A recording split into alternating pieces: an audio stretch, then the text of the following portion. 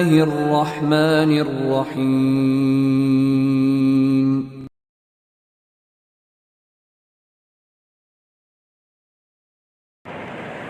أما بعد فإن خير الحديث كتاب الله وخير الهدي هدي محمد صلى الله عليه وسلم وشر الأمور محدثاتها وكل محدثة بدعة وكل بدعة ضلالة وكل ضلالة في النار.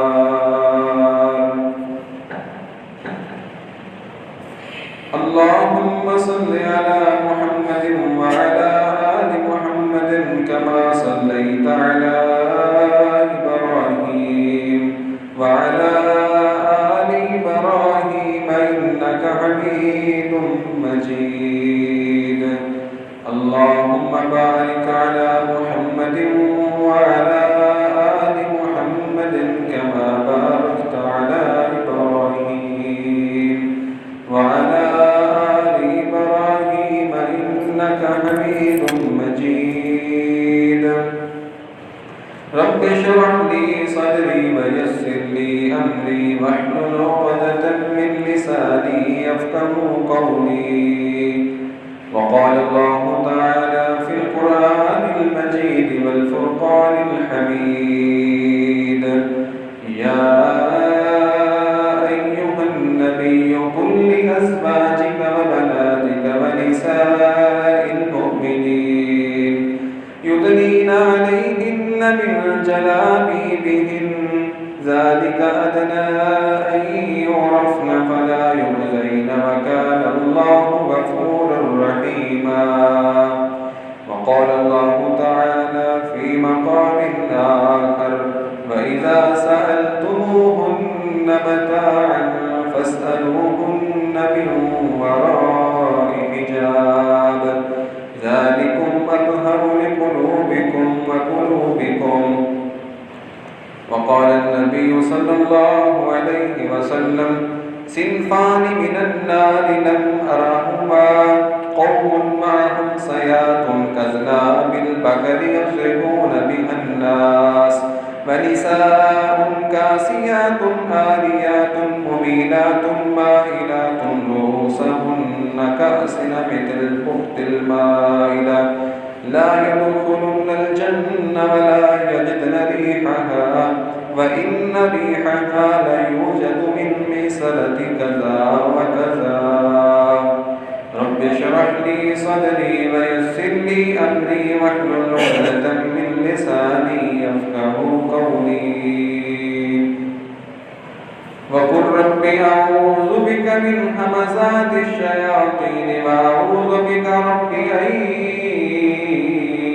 يحضرون.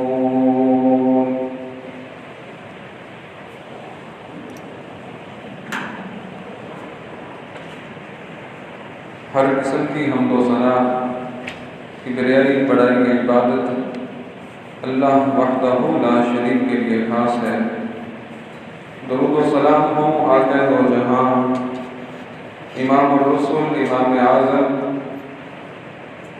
ہادی و رہنما محمد مصطفیٰ صلی اللہ علیہ وسلم پر، جن کو اللہ نے اپنا آخری پیغمبر بنا کر مبعوث فرمایا۔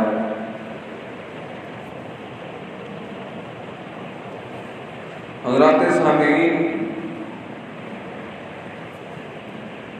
جو آیت کریمہ میں نے تلاوت کی ہے، اس آیت کے اندر باقاعدہ طور پر خواتین کو اللہ نے حجاب کرنے کا حکم دیا ہے، پردے کا حکم دیا ہے۔ آغاز اسلام کے اندر خواتین پردہ نہیں کرتی تھی، چاہے مسلمان چاہے غیر مسلم، بغیر پردے کے، بغیر حجاب کے باہر جاتی اپنے کام کاج کے سلسلے میں۔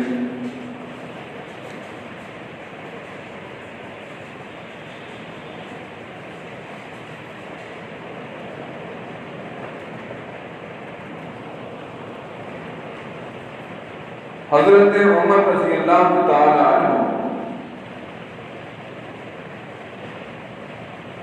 ان کو بڑی تشویش ہوا کرتی تھی، اور کئی مرتبہ اللہ کے رسول صلی اللہ علیہ وسلم سے یہ شکایت بھی کی کہ اللہ کے رسول صلی اللہ علیہ وسلم آپ کے پاس ہر طرح کے لوگ آتے ہیں،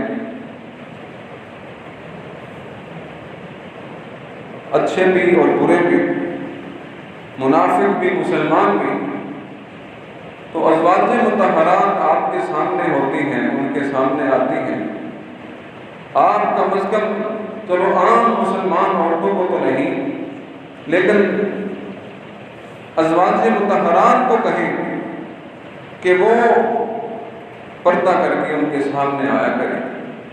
نبی علیہ السلام سن کر خاموش ہو جاتے۔ اب شریعت اللہ کے رسول صلی اللہ علیہ وسلم نے خود تو نہیں بنانی تھی، جو اللہ نے حکم کرنا تھا وہی کے ذریعے اسی بات کو ہی شریعت کا حصہ بنانا تھا، تو نبی علیہ السلام سن کر خاموش ہو جاتے۔ ایک دفعہ آپ صلی اللہ علیہ وسلم کی بیوی سیدہ سودا بنت زمع رضی اللہ تعالی عنہ، جن کا قد اور جسامت باقی ساری ازواج مطہرات سے زیادہ تھی، قد بھی بڑا تھا اور جسامت بھی اچھی خاصی تھی، ایک دفعہ قضائے حاجت کے لیے باہر نکلی، رات کا وقت تھا، حضرت عمر رضی اللہ تعالیٰ عنہ بھی نکلے، انہوں نے پہچان لیا اور حضرت عمر نے کہا اے سودا میں نے تمہیں پہچان لیا ہے۔ حضرت سودا رضی اللہ تعالیٰ عنہ کو یہ بات اچھی نہ لگی، انہوں نے نبی علیہ السلام سے یہ شکایت کی۔ حضرت عمر نے تو اس لیے یہ بات کہی تھی تاکہ اللہ تعالیٰ کوئی حکم اتار دے کہ تمہیں ہر کوئی پہچان دیتا ہے کہ تم کون ہو، چاہے رات کا وقت ہے چاہے دن کا وقت ہے۔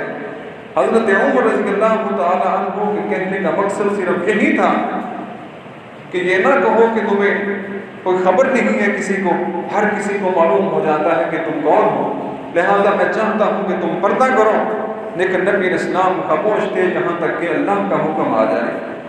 اللہ تعالیٰ نے قرآن کی آیات اتار دی اور ازواج مطہرات کو خطاب کرتے ہوئے کہا کہ آپ صرف کام کاج کے سلسلے میں باہر جائیں، اور باہر جائیں تو چادر اوڑھ کر باہر نکلیں اور زیب و زینت اختیار کر کے باہر نہ نکلیں۔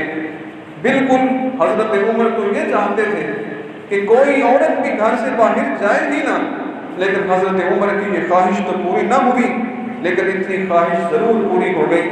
اللہ تعالیٰ نے قرآن بنا کر اتار دیا اور کہا کہ اے مسلم خواتین، اللہ تعالیٰ نے آج سے تم پر پردے کو فرض کر دیا ہے، تم پر حجاب کو فرض کر دیا ہے، یہ تمہاری زینت کا باعث ہے، یہ تمہارے تحفظ کا ذریعہ ہے، یہ تمہارا شعار ہے۔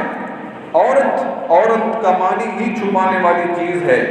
جب غزوہ احزاب کے اندر منافقوں نے کہا کہ ہمارے گھر جو ہے اِنَّ بُيُوتَنَا عَوْرَةٌ، ہمارے گھروں کے اندر کوئی نہیں ہے، وہ اکیلے ہیں، تنہا ہیں، اور ہمیں اپنے گھر کی خبر رکھنی ہے، ان کی حفاظت کرنی ہے، یعنی اللہ تعالیٰ نے عورت کو عورت اسی لیے کہا ہے کہ یہ ہے ہی چھپانے والی چیز ہے۔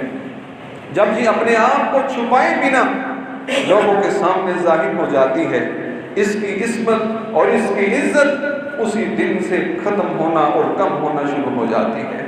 اللہ تعالیٰ نے اگر عورت پر پردے کا حکم دیا ہے تو یہ اس کی حفاظت کا بہت بڑا ذریعہ ہے، اس کی عصمت اور اس کی عزت کا بہت بڑا ذریعہ ہے۔ اگر کوئی عورت اللہ کے حکم کو نہ مان کر اپنی زندگی اسی طرح بے پردگی کی حالت میں گزار دیتی ہے تو وہ خاتون کی عبادات بھی مشکوک ہو جاتی ہیں، اس کی نمازیں بھی مشکوک ہو جاتی ہیں۔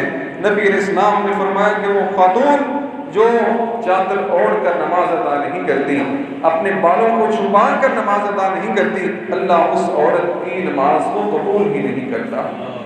اور یہی بات نہیں بلکہ اللہ کے رسول صلی اللہ علیہ وسلم نے فرمایا جب عورت باہر نکلتی ہے بغیر پردہ ہو کر، اپنے چہرے ہاتھ پاؤں کو ڈھانپے بغیر باہر نکل جاتی ہے تو نبی علیہ السلام نے فرمایا کہ شیطان اپنی نظریں اس پہ جما لیتا ہے اور دوسرے مردوں کو اور لوگوں کو اس کی طرف متوجہ ہونے کے لیے وسوسے ڈالتا ہے، یہاں تک کہ وہ عورت اپنے گھر کے اندر چلی جائے۔ عبادت کا معاملہ ہو یا معاشرتی معاملہ ہو، ہر معاملے کے اندر اسلام نے عورت کو پردے کے اندر رکھنے کا حکم دیا ہے۔ نماز کے متعلق حضرت ام حمید ساعدی رضی اللہ تعالی عنہ، یہ نبی علیہ السلام کی بڑی پیاری صحابیہ ہیں، بڑی نیک اور پرہیزگار خاتون ہیں۔ یہ نبی علیہ السلام کے پاس آتی ہیں اور آ کر کہتی ہیں اللہ کے رسول میں چاہتی ہوں کہ میں آپ کے پیچھے نماز ادا کروں، مسجد نبوی میں آپ کے پاس آ کر آپ کی امامت کے اندر نماز ادا کروں۔ کتنی خوش نصیبی کی بات ہے جن کے امام اعظم محمد الرسول اللہ صلی اللہ علیہ وسلم ہو اور جن کو نماز پڑھنے کے لیے مسجد نبوی مل جائے، اس سے بڑی خوش نصیبی کی بات اور کیا ہو سکتی ہے۔ اور باجماعت جس کو نماز مل جائے، اس سے بڑی پھر اور خوش نصیبی کی بات کیا ہے۔ اسی خواہش کا اظہار حضرت ام حمید رضی اللہ تعالی عنہ نے کیا کہ اللہ کے رسول میں چاہتی ہوں میں آپ کے پیچھے آ کر نماز ادا کروں۔ نبی علیہ السلام نے فرمایا اے ام حمید میری بات کو غور سے سن، ایک خاتون کا اپنے گھر کے کونے کے اندر، کمرے کے اندر جو ہر طرف سے بند ہو سوائے ایک دروازے کے، اس کمرے کے اندر نماز ادا کرنا برآمدے میں نماز ادا کرنے سے بہتر ہے۔ برآمدہ سارا کھلا ہوتا ہے، فرمایا عورت کا گھر کی کوٹھڑی کے اندر نماز ادا کرنا برآمدے میں نماز ادا کرنے سے زیادہ بہتر اور افضل ہے، فضیلت والا عمل ہے۔ اور گھر کے برآمدے کے اندر عورت کا نماز ادا کرنا گھر کے صحن میں نماز ادا کرنے سے بہتر ہے، اور عورت کا گھر کے صحن کے اندر نماز ادا کرنا مسجد، اپنے قریبی مسجد میں نماز ادا کرنے سے بہتر ہے۔ اور نبی علیہ السلام کس مسجد کی بات کر رہے تھے؟ مسجد نبوی کی بات کر رہے تھے، مسجد نبوی کی بات کر رہے تھے، جہاں ایک نماز پڑھنا 1000 نماز کے پڑھنے کے برابر ثواب ملتا ہے۔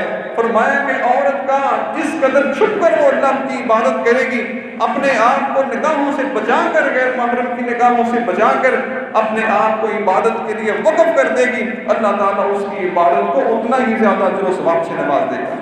یعنی فرمایا کہ محلے کی مسجد میں نماز ادا کرنا تیرے لیے کم اجر و ثواب کی بات ہے جتنا تیرے گھر کے اندر نماز ادا کرنا اللہ کو زیادہ محبوب ہے۔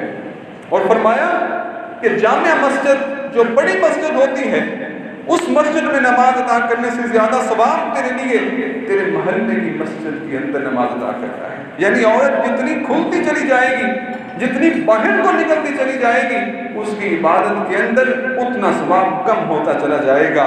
نبی علیہ السلام کی وہ حدیث آپ نے فرمایا آپ کے زمانہ اقدس کے اندر ہی خواتین پیچھے کھڑی ہوتی تھی، مرد آگے کھڑے ہوتے تھے، اور اسلام نے اس قدر عورت کو پردے کا تحفظ دیا ہے اور پردے کے اندر رہنے کا حکم دیا ہے کہ جو دن کی نمازیں ہیں اس کو گھر میں پڑھنے کا حکم دیا ہے۔ یعنی ظہر عصر کی نماز گھر کے اندر عورت پڑھے گی، مغرب کی نماز عورت گھر کے اندر ادا کرے گی۔ اسلام نے صرف 2 نمازوں کا اجازت دی ہے، حکم نہیں دیا، یعنی فجر کی نماز اور عشاء کی نماز یہ صرف اجازت دی ہے۔ یہ نہیں ہے کہ عورت مسجد میں آ کر ہی ادا کرے، نہیں، یہ صرف عورت کو اجازت دی ہے۔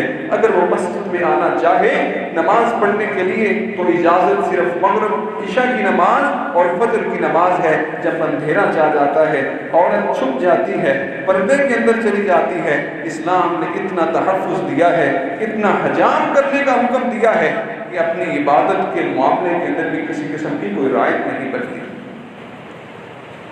اور نبی علیہ السلام نے فرمایا جب تم میں سے کوئی عورت اپنے شوہر سے اجازت مانگے مسجد میں نماز ادا کرنے کی، مسجد میں نماز ادا کرنے کی اجازت مانگے، تو نبی علیہ السلام نے فرمایا کہ شوہر کو چاہیے کہ وہ اپنی عورت کو اجازت دے۔ یعنی عورت کو بھی کہا ہے کہ شوہر کی پابند رہے، اس سے اجازت لے کر، اگر وہ اجازت دے تو تب تم جا کر عشاء کی اور فجر کی نماز مسجد میں ادا کر سکتی ہو۔ اگر عورت منع کرتا ہے تو عورت کو حق نہیں ہے کہ مرد کی شوہر کی اجازت کے بغیر وہ نماز پڑھنے کے لیے بھی مسجد کے اندر چلی جائے۔ یہ حکم نہیں ہے عورت کو، یہ صرف اجازت دی ہے۔ اور دن کی نمازوں کے اندر صرف جمعے کی نماز اور نماز عیدین پڑھنے کی عورت کو اجازت دی ہے، اور دن کی کوئی بھی نماز عورت کو مسجد کے اندر ادا کرنے کی اجازت نہیں ہے۔ یعنی جمعے کی نماز کے لیے وہ آ سکتی ہے۔ نبی اسلام نے یہ مردوں کو بھی منع کر دیا کہ ان کو جمعہ پڑھنے سے مسجد کے اندر منع نہ کرو، ان کو جانے دو۔ یہ ساری اسلام کی تعلیمات عورت کے تحفظ کے لیے ہیں۔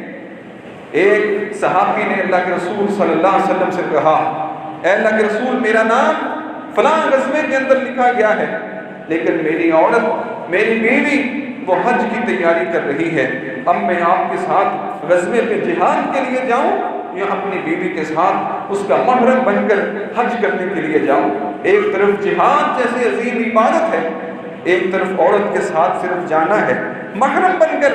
نبی اسلام نے فرمایا کہ تم جہاد کو چھوڑو، اپنا نام کٹواؤ اور اپنی بیوی کے ساتھ محرم بن کر حج کے لیے چلے جاؤ۔ یعنی اتنی عظیم عبادت، اتنا عظیم سفر، جس کا ایک ایک قدم اللہ کے ہاں اجر و ثواب کا باعث ہے، اور بندہ جب حج کر کے آتا ہے، اللہ جس بندے کا حج قبول کر لے، وہ عورت اور مرد ایسے ہو جاتا ہے جیسے آج ہی ماں کے پیٹ سے پیدا ہوا ہے۔ اس سفر پر بھی عورت کو اکیلا سفر کرنے سے اللہ تعالیٰ نے منع کر دیا ہے، صرف عورت کے تحفظ کے لیے۔ نبی اسلام نے فرمایا، تم میں سے کوئی عورت بھی ایک دن اور رات اپنے محرم کے علاوہ کہیں بھی نہ گزارے۔ ہاں، دن کا سفر قریبی رات سے پہلے جب اس نے واپس آ جانا ہے، اس کو اجازت دی گئی ہے، لیکن بہتر یہ ہے کہ اس کے ساتھ بھی اس کا محرم ہونا چاہیے۔ لیکن نبی اسلام نے فرمایا خواتین کو مخاطب کرتے ہوئے، اے خواتین کی جماعت، تم میں سے کوئی بھی ایک رات اور ایک دن تنہا کہیں نہ گزارے، الا یہ کہ اس کے ساتھ اس کا محرم ہو، اس کا بیٹا ہو، اس کا بھائی ہو، اس کا باپ ہو، اس کا شوہر ہو۔ جو محرم ہے وہ اس کے ساتھ ہونا چاہیے، پھر تو عورت جا سکتی ہے۔ لیکن اگر عورت تنہا ہے، وہ تنہا سفر کرنے کی اسلام نے حج کے سفر کی بھی اجازت نہیں، تو بازاروں میں اکیلے جانے کی اسلام کیسے اجازت دے سکتا ہے؟ شادیوں اور میچ دیکھنے کے لیے اور دنیا کی تقریبات کو دیکھنے کے لیے، جہاں اپنے جسم کی نمائش کرتی پھرتی ہے، خود اپنی عزت کو داؤ پہ لگا کر پھر چیخ و پکار کرتی ہے کہ میرے ساتھ یہ ہوا ہے۔ یہ شیطان اپنا کھیل کھیلتا ہے، ایک طرف عورت کو خوبصورت کر کے مزین کر کے سامنے لاتا ہے، دوسری طرف مرد کو اس کی طرف متوجہ کر کے برائی کو پھیلانے کی کوشش کرتا ہے۔ کاش کہ مسلمان خواتین اللہ تعالیٰ کے اس حکم کو سمجھنے والی ہوں، اور مسلمان مرد اس بات کو سمجھنے والے ہوں۔ اللہ تعالیٰ نے کہا، قُلْ لِلْمُؤْمِنِينَ يَغُضُّوا مِنْ أَبْصَارِهِمْ، اے مومنوں اپنی نگاہوں کو جھکا کر رکھو، اپنی نگاہوں کو، نظروں کو جھکا کے رکھو، غیر محرم کی طرف تمہاری نظریں نہیں جانی چاہیے۔ اور عورتوں سے بھی کہا، وَقُلْ لِلْمُؤْمِنَاتِ يَغْضُضْنَ مِنْ أَبْصَارِهِنَّ وَيَحْفَظْنَ فُرُوجَهُنَّ، اے مسلمان عورتوں، اے مومن عورتوں، تم بھی اپنی نگاہوں کو جھکا کے رکھو۔ یہ نہیں کہ صرف مرد جھکائے، عورت کو بھی جھکانے کا حکم دیا گیا ہے۔ آج عورت کہتی ہے تم مردوں کو اپنے آپ میں کنٹرول کرنا چاہیے۔ اے مسلمان عورت، تجھے سمجھنا چاہیے کہ اللہ تعالیٰ نے مرد کو بھی اپنی حد کے اندر رہنے کا حکم دیا ہے، عورت کو بھی اپنی حد کے اندر رہنے کا حکم دیا ہے۔ بات اس وقت بگڑتی ہے جب مرد اور عورت اپنی حدود کو پار کرتے ہوئے اللہ کی حدود کو توڑ کر شیطان کے رستے کی طرف چلنے کی کوشش کرتے ہیں، معاملہ تب بگڑ جاتا ہے۔ اب اللہ تعالیٰ نے حکم اتار دیا، یا ایھا النبی قل لازواجک وبناتک ونساء المؤمنین، اے نبی صلی اللہ علیہ وسلم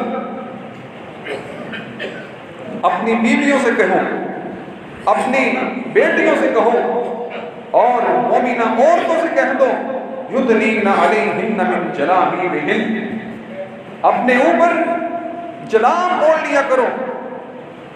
جلاب چادر کو کہتے ہیں، ایسی کھلی چادر جس سے عورت کے جسم کے اعضاء نمایاں نہ ہوں، جسم کے نشیب و فراز کا پتہ نہ چلے، ایسی کھلی چادر ہونی چاہیے۔ یہ پردے کا سب سے پہلا اصول ہی یہی ہے۔ محدثین نے پردے کے 8 اصول بیان کیے ہیں، میں کوشش کروں گا پردے کے ان اصولوں کو آپ کے سامنے بیان کروں، تاکہ جو بھی عورت ان 8 اصولوں کو پورا کرتی ہے حقیقت کے اندر وہی صحیح طور پہ پردہ کر رہی ہے۔ جو کسی اصول کو توڑتی ہے اور اپنے وقت کے فیشن کے مطابق پردہ کرتی ہے، اس عورت کا پردہ شرعی پردہ نہیں ہے، بلکہ الٹا اللہ کے رسول صلی اللہ علیہ وسلم کی حدیث کی طرف وہ بات جا رہی ہے۔ نبی علیہ الصلوۃ والسلام نے یہ وحی پڑھ کر اپنے لوگوں کو، صحابہ کرام کو سنا دی کہ اللہ تعالیٰ نے اب سب لوگوں کو پردے کا حکم دے دیا ہے، سب ازواج مطہرات بھی پردہ کریں گی، مسلمان عورتیں بھی پردہ کریں گی، اور بڑی بڑی چادریں اپنے اوپر اوڑھ لیا کریں۔ اب صحابیات نے راتوں رات جب یہ وحی سنی اور اپنے لیے پردے کی بڑی بڑی چادریں تیار کی، جن غریب صحابہ کرام کے گھروں کے اندر چادریں موجود نہیں تھی، انہوں نے اپنے بستروں کی چادروں کو اپنی چادر بنا کر اللہ کے رسول صلی اللہ علیہ وسلم کے پیچھے فجر کی نماز آ کر ادا کی۔ کوئی عورت بھی ایسی نہیں تھی جو بے پردہ اللہ کے رسول صلی اللہ علیہ وسلم کے پیچھے نماز پڑھنے کے لیے آئی ہوئی ہو۔ جب پردہ شروع ہو گیا، حضرت ام سلمہ رضی اللہ تعالیٰ عنہ نبی اسلام کی بیوی ہیں، چادر انہوں نے بھی لے لی۔ اب ایک دفعہ جا رہی تھی نماز کے لیے، چلتے چلتے رستے کے اندر پانی آیا، انہوں نے اپنی چادر کو اوپر اٹھا لیا کہ تاکہ کپڑا چھینٹوں سے بچ جائے اور میرے کپڑے پاک رہیں۔ 1-2 دفعہ اس طرح ہوا، کپڑے کو اوپر اٹھانا پڑا، پاؤں ظاہر ہونے لگے، ایڑی ظاہر ہونے لگی، ان کو بڑی تشویش ہوئی۔ نبی اسلام سے آ کر کہا، اے اللہ کے رسول صلی اللہ علیہ وسلم، میں بعض اوقات ایسا ہوتا ہے، پانی وغیرہ ہوتا ہے، کیچڑ ہوتی ہے، اپنے کپڑوں کو بھی بچانا ہے ناپاکی سے، تو ہمیں اجازت دے، ہم کیا کریں؟ نبی اسلام نے فرمایا، تم اپنی چادر کو اوپر نہ کیا کرو، اپنے ٹخنوں اور پاؤں کو ننگا نہ کیا کرو، تم ایسے ہی پانی سے گزر جاؤ۔ پانی سے گزرنے کے بعد اگر تمہارے کپڑے ناپاک ہوں گے، اس کے بعد خشک مٹی بھی آئے گی، وہ پانی کو لگ کر، کپڑوں کو لگ کر تمہاری ناپاکی کو پاک کر ڈالے گی۔ یعنی اس قدر اسلام نے اس پردے کا حکم دیا ہے۔ عورت غیر محرموں سے اپنے ہاتھوں کو بھی چھپائے گی، اپنے چہروں کو بھی چھپائے گی، اپنے پاؤں کو بھی چھپائے گی، جہاں تک ممکن ہے۔ ہاں، اگر غیر ارادی طور پر اگر کہیں کبھی کو باہر ہاتھ پاؤں ظاہر ہو جاتے ہیں تو اللہ نے اس چیز کو معاف کر دیا ہے۔ جس طرح مرد کی پہلی نظر اٹھنے والی عورت کی طرف اللہ نے اس کو معاف کر دیا ہے، اس طرح وہ خاتون جو کام کاج کرنے والی ہے، سخت کام کرنے والی عورت ہے، کبھی کو باہر اس کے ہاتھ پاؤں ظاہر ہو جاتے ہیں غیر محرم کے سامنے، اللہ تعالیٰ نے اس کی اجازت اس کو دی ہے۔ اب پردے کا اصول یہ ہونا چاہیے کہ سب سے پہلے پردہ زیب و زینت والا نہیں ہونا چاہیے۔ اللہ تعالیٰ نے کہا، وَلَا يُبْدِينَ زِينَتَهُنَّ، اے خواتین تم اپنی زینت کو لوگوں کے سامنے ظاہر نہ کرو۔ مارکیٹ کے اندر اس طرح کے فیشن لباس کے ساتھ برقعے آ چکے ہیں جو بجائے عورت کو تحفظ دینے کے اور مردوں کو اپنی طرف مائل کرنے والے ہیں۔ اس طرح کی کڑھائی اور اس طرح کے موتی اور طرح طرح کی چیزوں کے ساتھ مزین زینت والے برقعے جو بجائے خواتین کو چھپانے کے، ان کو پردے میں تحفظ دینے کے، مردوں کو اور اپنی طرف متوجہ کرنے کے لیے ہے۔ ایسا برقع پہننے والی خاتون جو لوگوں کو اپنی طرف متوجہ کر رہا ہے، یہ برقع شرعاً درست برقع نہیں ہے۔ اور دوسرا فرمایا کہ آپ پہننے والی چادر کا اللہ نے حکم دیا ہے، یعنی اتنا کھلا برقع ہونا چاہیے کہ عورت کے اپس اینڈ ڈاؤن، شیپ و فراز وہ کبھی بھی ظاہر نہ ہو، عورت کا جسم کا کوئی حصہ ظاہر نہ ہو، شیپ و فراز ظاہر نہ ہو، اتنی کھلی چادر ہونی چاہیے۔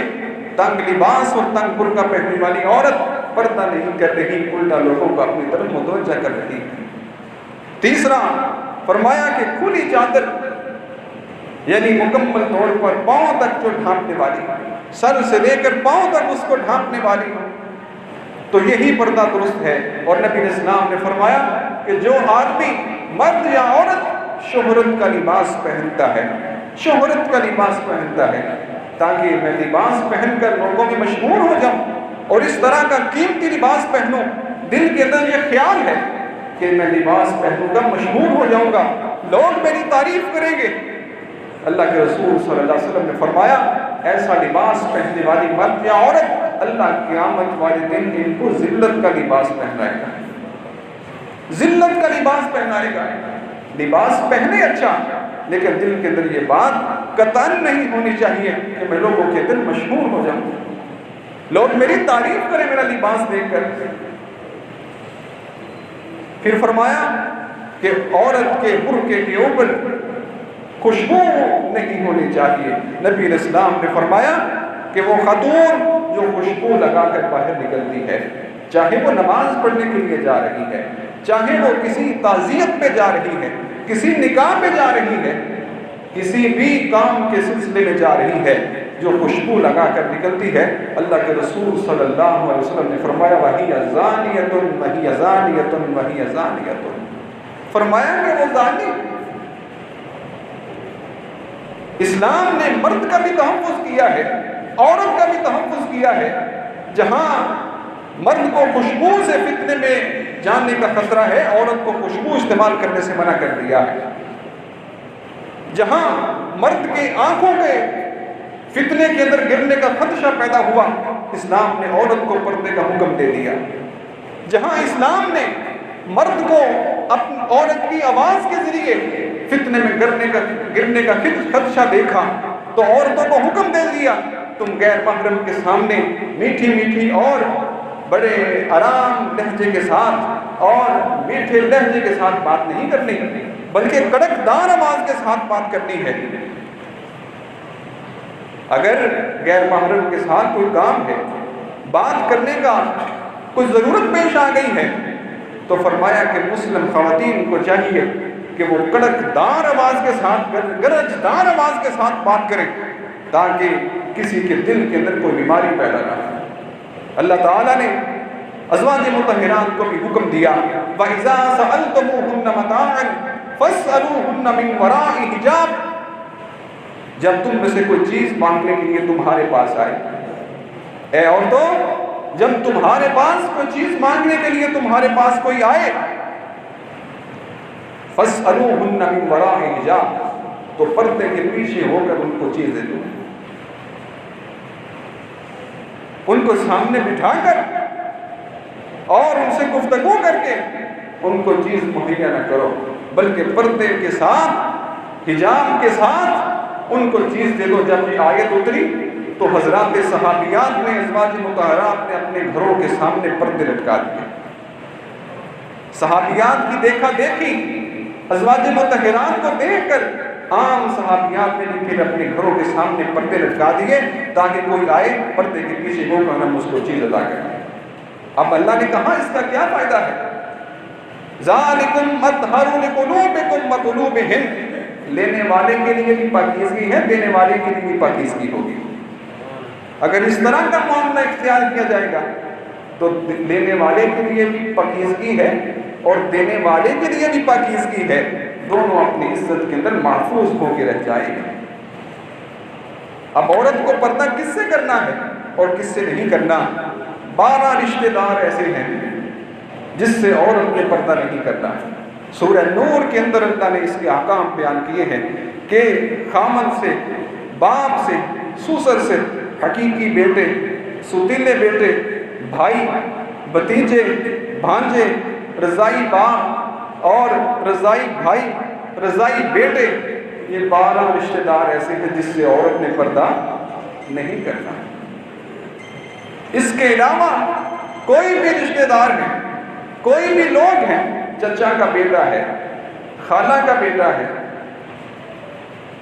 اور برادری کی رشتہ داری ہے دور دور کی، اور محلے کے لوگ ہیں، دنیا کے کوئی بھی لوگ ہیں، ان 12 رشتہ داروں کو چھوڑ کر عورت کو ہر کسی سے پردہ کرنا ہے۔ آج ہم نے اللہ کے اس پاکیزہ حکم کو کیسے چھوڑ دیا ہے؟ کوئی رشتہ داری بھی نہیں، بس ایسے گھروں کے اندر آنا جانا ہے۔ اللہ تعالیٰ نے سورہ نور کے اندر فرمایا کہ 3 اوقات کے اندر تمہارے حقیقی بیٹے بھی تمہارے گھروں اور کمروں کے اندر داخل نہیں ہونے چاہیے، حقیقی بھائی بھی، حقیقی بیٹے بھی، حتیٰ کہ وہ چھوٹے بچے ہی کیوں نہ ہوں، وہ 3 اوقات کے اندر وہ بھی تمہارے خلوت گاہ کے اندر نہیں آنے چاہیے۔ من قبل صلاۃ الفجر فجر کی نماز سے پہلے تمہارے بچے بھی تمہارے کمروں کے اندر بغیر اجازت کے نہیں آ سکتے۔ کتنا پاکیزہ حکم ہے اللہ کا۔ میاں بیوی اپنی حالت کے اندر ہے، اگر دروازہ بند نہیں ہے، اگر کوئی بچہ ایسے چلا جائے تو پھر بعد میں شرمندگی کا معاملہ ہے۔ اللہ نے ان کو بھی پردے کا حکم دیا اور بچوں کو بھی کہہ دیا ہے، ان کو بھی اس معاملے میں سبق سکھا کے رکھو کہ فجر سے پہلے وہ کسی کی قیام گاہ، آرام گاہ اور گھر کے اندر بچے بھی داخل نہیں ہونے چاہیے۔ وَحِينَ تَضَعُونَ ثِيَابَكُم مِّنَ الظَّهِيرَةِ، اور عین دوپہر کے وقت جب گرمیوں میں لوگ بعض اوقات قمیض اٹھا کر سو رہے ہوتے ہیں، عین دوپہر کے وقت بھی بچے بھی تمہاری قیام گاہ کے میں داخل نہیں ہو سکتے، چاہے تمہارے حقیقی بیٹے ہی کیوں نہ ہو۔ ان کو بھی اجازت لے کر دروازے پہ دستک دے کر گھر کے اندر داخل ہونا ہے۔ تیسرا وقت من بعد صلاۃ العشاء، عشاء کی نماز کے بعد جب سونے کا وقت ہو جاتا ہے اس وقت بھی کوئی بھی کسی کی قیام گاہ کے اندر داخل نہیں ہونا چاہیے۔ اب یہ نہیں ہے کہ باقی سارے اوقات کے اندر دھڑنگے کے ساتھ داخل ہوتے رہیں، نہیں۔ اگر ہر فیملی کا سسٹم ایسا ہے کہ جوائنٹ فیملی ہے، سب اکٹھے رہتے ہیں، بہن بھائی شادی شدہ ہیں، اللہ کے رسول صلی اللہ علیہ وسلم سے پوچھا گیا، اے اللہ کے رسول دیور کے بارے میں کیا خیال ہے؟ نبی علیہ السلام نے فرمایا دیور تو موت ہے، دیور تو موت ہے۔ موت کیسے موت ہے دیور؟ خدا نہ خواستہ اگر وہ اپنی سالی کے ساتھ کوئی اس طرح کا تعلق اس کا بن جاتا ہے۔ اسلام کے اندر سزا شادی شدہ کو سنسار کرنا ہے، مار دینا ہے، تو شوہر کو جب مار دیا جائے گا اس کی بہن کی زندگی بھی چلی جائے گی، شوہر بھی چلا جائے گا۔ اس لیے اللہ کے رسول صلی اللہ علیہ وسلم نے دیور کو موت کرا دے دیا ہے، اس سے پردہ کرنے کا حکم دیا ہے، بہنوئی سے پردہ کرنے کا حکم دیا ہے۔ کہتے ہیں یہ تو بیٹا ہے ہمارا، گھروں کے اندر آتا، اب رشتہ داری ہے، بھائی ہے، بہن دی ہوئی ہے، کب کیسے پردہ کریں؟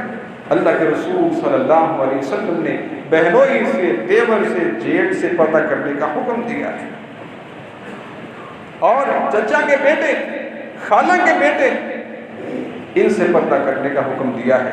اب پردہ جو غیر محرم ہو، رشتہ دار نہ ہوں، ان میں صرف ان کے ساتھ پردہ نہیں کرنا جو ابھی بچپن کے اندر ہوں، محلے میں رہنے والے چھوٹے چھوٹے بچے، اس وقت تک ان سے کوئی پردہ نہیں کرنا جب تک کہ وہ عورت کی پوشیدہ باتوں کو جاننے کے قابل نہ ہو جائیں۔ جیسے وہ بالغ ہوں گے، جیسے ان کو باتوں کا پتہ چلے گا، ان کو اپنے گھروں کے اندر آنے سے منع کر دینا چاہیے، اور یہ عورت کے تحفظ کے لیے اللہ تعالیٰ کا حکم ہے۔ اللہ کا حکم بڑا حکمت والا ہے۔ آپ نے دیکھا ہوگا، سنا ہوگا کس قدر پاکستان کے اندر یہ ہونے والے آئے دن واقعات، اس طرح کے واقعات ہم پہلے نہیں سنتے آ رہے تھے۔ جس قدر یہ فحاشی کے اور جنسی بہراروی کے واقعات سر عام سڑکوں پر، گلی کوچوں کے اندر ہونے لگ گئے ہیں، اس کی ایک بڑی وجہ یہ بھی ہے جب عورت نے اللہ کی حدود کو توڑا، مرد نے اللہ کی حدود کو توڑا، شیطان نے دونوں کو بیچ راہ میں آ کر کھڑا کر کے اور بدنام کر دیا، اللہ اس کی رحمت سے بھی دور کر دیا، اس کی عزت بھی گئی، اس کا مال بھی گیا، اس کی زندگی بھی گئی۔ تو جب تک مرد اور عورت اللہ کا حکم مانتے رہیں گے اور خاتون اللہ کے بتلائے ہوئے طریقے پر عمل کرتے رہے گی، آپ دیکھیں کہ جانور جس طرح مرضی سڑکوں اور چوراہوں کے اوپر جو مرضی کرتے رہے، کوئی نہیں کہتا کہ یار یہ کیا کر رہے ہیں۔ کیوں؟ ہر شخص سمجھتا ہے کہ یہ بے عقل ہے، ان کو عقل نہیں ہے۔ تو اگر کوئی مرد اور عورت بے پردگی کے اندر جائے گی تو وہ بے عقلی کی علامت ہے، عقل مندی کی علامت نہیں ہے۔ عورت کو سمجھنا چاہیے، مسلمان عورت کو، کہ یہ پردہ، یہ حجاب اس کی زینت کا سب سے بڑا ذریعہ ہے، اس کی عزت کا سب سے بڑا ذریعہ ہے۔ اللہ کی قسم میں یہ آپ کو یہ بڑی بات بتاتا ہوں، ایک پردہ دار خاتون سے بڑا بے حیا نوجوان بھی حیا کر جاتا ہے کہ یہ پردہ دار خاتون آ رہی ہے، اور ایک بغیر پردے کے زیب و زینت اختیار کر کے نکلنے والی باہر عورت کو بھی بڑا پرہیزگار نوجوان بھی بعض اوقات گمراہی کے اندر جانے کا خدشہ اس کو پیدا ہو جاتا ہے۔ نبی علیہ السلام نے فرمایا صنفان من النار لم ارہما، دو قسم کے گروہ ایسے ہیں جن کو ابھی میں نے نہیں دیکھا، جو میری امت سے ہوں گے، قوم معہم سیاد کزنان البقر یضربون بها الناس، ایک ایسا ہے، ایسے حکمران ہوں گے جو لوگوں پہ تشدد کریں گے، لوگوں کو ماریں گے، لوگوں پہ سختیاں کریں گے، ایسے حکمران قرب قیامت آئیں گے۔ اور فرمایا کہ دوسرا گروہ ونساء، ایسی عورتوں کا ہوگا، کاسیات عاریات، لباس پہننے کے باوجود بھی ننگی ہوں گی، یعنی اتنا باریک لباس، اور مارکیٹ کے اندر جا کر پوچھتی ہیں کہ لباس باریک ہونا چاہیے، کپڑا باریک اور نرم ہونا چاہیے۔ اللہ کے رسول نے ایسی عورتوں کی نشاندہی آج سے 1500 سال قبل صحابہ کرام کو دے دی تھی کہ میں نے ابھی ان کو نہیں دیکھا، لیکن یہ قرب قیامت اس طرح کی عورتیں آئیں گی، کاسیات عاریات، لباس پہنا ہوگا لیکن پھر بھی ننگی ہوگی، ممیلات مائلات، یہ خود بھی مائل ہونے والی اور دوسروں کو بھی اپنی طرف مائل کرنے والی۔ پھر جو ڈرامہ رچاتی ہیں، ہمارے ساتھ یہ ہو گیا ہے، مردوں کو کنٹرول میں رہنا چاہیے، ہمارے ساتھ یہ ہو گیا ہے، کیا پھر ہم گھر میں بند ہو جائیں؟ اسلام ایسا درس نہیں دیتا، بی تجھے بھی اسلام گھر کے اندر رہنے کا حکم دیتا ہے، یہ تیری عزت کا سب سے بڑا ذریعہ ہے۔ جب تم اپنے آپ کو ننگا کر کے باہر نکلے گی، اللہ کے رسول نے فرمایا ممیلات مائلات، یہ مائل کرنے والی ہے، مائل ہونے والی، دوسروں کے گناہ کا سبب بھی یہ عورت بنتی ہے، اور خود بھی جہنم کے گڑھے میں جانے والی، اور دوسروں کو بھی اپنی وجہ سے جہنم کے اندر لے کے جانے والی۔ اب نبی اسلام نے فرمایا کہ یہ دو گروہ ایسے ہیں، لا يدخل الجنت، یہ جنت میں داخل نہیں ہوں گے، ولا یجدن ریحھا، اور جنت کی خوشبو بھی نہیں پا سکیں گے، وَإِنَّ رِيحَهَا لَيُوجَدُ مِنْ مَيْسَرَةٍ، حتیٰ کہ جنت کی خوشبو تو 500 سال پہلے لوگوں کو محسوس ہونا شروع ہو جاتی ہے، یعنی اتنا بڑا فتنہ ہے بے پردگی کی وجہ سے۔ آج اس لیے اس بات کو بیان کیا ہے کہ 4 ستمبر کو عالمی طور پر یوم حجاب منایا جاتا ہے، تاکہ اس کی یاد دہانی ہو جائے۔ ہمارا معاشرہ عبادت بھی کرتا ہے، خواتین سب کچھ کرتی ہیں، لیکن اس معاملے کے اندر اتنی کمزوری ہے کہ بڑے بڑے لوگ بھی اس معاملے کے اندر گڑھے کے اندر گرتے ہوئے چلے جا رہے ہیں۔ آئیے حکم دیں اپنی بیٹیوں کو، اپنی بیویوں کو، اپنی بہنوں کو پیار کے ساتھ سمجھائیں۔ نبی اسلام نے فرمایا عورت مرد کی پسلی سے پیدا کی گئی، اور پسلی ایسے ہوتی ہے، ٹیڑھی ہے، اگر اس کو سیدھا کرو گے سختی کے ساتھ تو توڑ بیٹھو گے۔ پیار کے ساتھ سمجھائیں، اللہ کا حکم سنائیں، تمہاری طرف سے فرض ادا ہو جائے گا۔ ہو سکتا ہے تمہارا کہنے کی وجہ سے اللہ اس کو ہدایت دے دے، لیکن اگر سختی کی کوشش کریں گے تو پھر اس کو توڑ کے رکھ ڈالیں گے، اور معاملہ بھی بگڑ جائے گا، دوریاں بھی پیدا ہو جائے گی۔ اور عورت کو بھی چاہیے اللہ کا حکم مانتے ہوئے، اللہ تعالیٰ سے رجوع کرتے ہوئے، اللہ کے رسول کی سنتوں پر عمل کرتے ہوئے اللہ کے اس حکم کو مانے۔ حضرت موسیٰ علیہ السلام کے پاس جب حضرت شعیب علیہ السلام کی بیٹی آئی، اللہ تعالیٰ نے اس خاتون کی چال کو بھی قرآن کا حصہ بنا دیا ہے۔ فَجَاءَتْهُ إِحْدَاهُمَا تَمْشِي عَلَى اسْتِحْيَاءٍ، حضرت شعیب علیہ السلام کی بیٹی اتنی حیا والی، اتنے پردے کے ساتھ اپنی چادر لٹکائے ہوئے وہ چلتی ہوئی آئی، اپنا سر جھکایا ہوا موسیٰ علیہ السلام سے کہتی ہے کہ میرے بابا تمہیں مزدوری دینا چاہتے ہیں، اور اللہ نے اس کی حیا کو، اس کی چال کو قرآن کا حصہ بنا دیا۔ حضرت عمر کہتے ہیں رضی اللہ تعالیٰ عنہ کہ انہوں نے اپنی چادر کو لٹکایا ہوا تھا، اپنے چہرے کو چھپایا ہوا تھا۔ اب حضرت موسیٰ بھی اتنے حیا والے، اللہ کا ہر پیغمبر کی حیا والا ہوتا ہے۔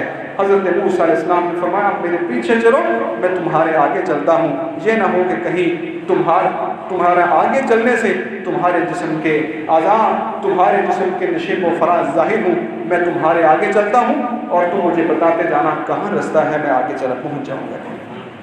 اسلام نے اس قدر عورت کے تحفظ کے لیے، اب مرد اگر امام بھول جائے تو مرد مقتدی بول کر سبحان اللہ کہیں گے، امام کو بتائیں گے، لیکن اگر امام عورت ہے، عورتوں کی امامت کر رہی ہے، اسلام نے اس کو بولنے کا حکم نہیں دیا، اتنا تحفظ کیا ہے، کہا کہ وہ بس اپنے ہاتھ مار کے تالی بجائے گی اور اپنے امام کو بتا دے گی کہ غلطی ہو رہی ہے۔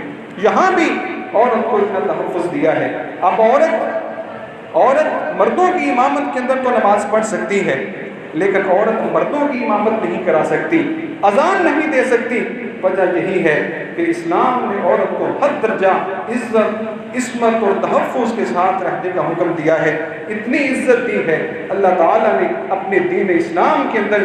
کاش کہ عورت سمجھے، دنیا کے اندر بھی ایسی زندگی گزارے جو عزتوں والی ہے، اور قیامت والے دن بھی پھر فاطمہ الزہرا رضی اللہ تعالیٰ عنہ کا ساتھ دینے کے لیے اگر یہ جذبہ ہو کہ میرا جنازہ بھی رات کو اٹھایا جائے تاکہ کسی غیر محرم کی نظر میری جسم پر بھی نہ پڑے۔ اللہ تعالیٰ ہمیں عمل کی توفیق عطا فرمائے۔ وآخر دعوانا